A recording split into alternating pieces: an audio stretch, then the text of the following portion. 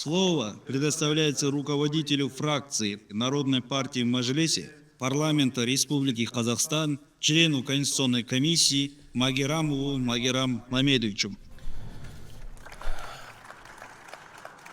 Құрметті отырыс қатысушылары, бүгін мен Қазақстан Республикасының жаңа конституциясының жобасында қамтылған өзгерістердің әлеуметтік аспектісіне тоқталғым келеді.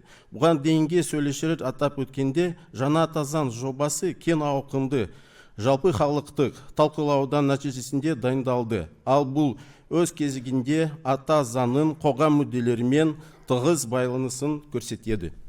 В новой Конституции человек и человеческий капитал становятся главным приоритетом государства, а их защита и развитие стержнем всего основного закона. Это означает, что социальная политика будет продолжать строиться на прочной правовой основе, обеспечивать достойную жизнь и возможности для развития каждого человека и закрепляя в самом фундаменте нашего законодательства. Приоритеты Народной партии Казахстана полностью созвучны идеологическим принципам и ценностям, заложенным в новой Конституции. Это подтвердят и мои коллеги-однопартийцы, находящиеся в этом зале.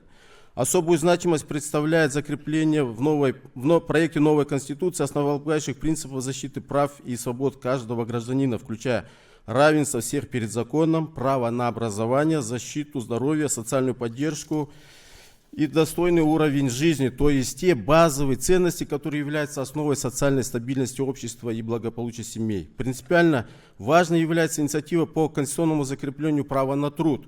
Проект новой Конституции определяет труд не только как право, но и как высшую социальную ценность, а защиту работников как обязанность государства. Это означает, что государственная политика в сфере промышленности, инфраструктуры и производства будет строиться вокруг интересов человека труда. Особое внимание уделено защите традиционных семейных ценностей. Конституция закрепляет, что брак – это добровольный и равноправный союз мужчины и женщины, официально зарегистрированный государством. Это важно. Мы знаем немало примеров, когда люди живут вместе без официального брака, и впоследствии от этого страдают те, кого мы хотим защищать больше всего – дети и женщины. Государственный учет брака дает семье реальную защиту, сохраняет права каждого и обеспечивает детям уверенное будущее.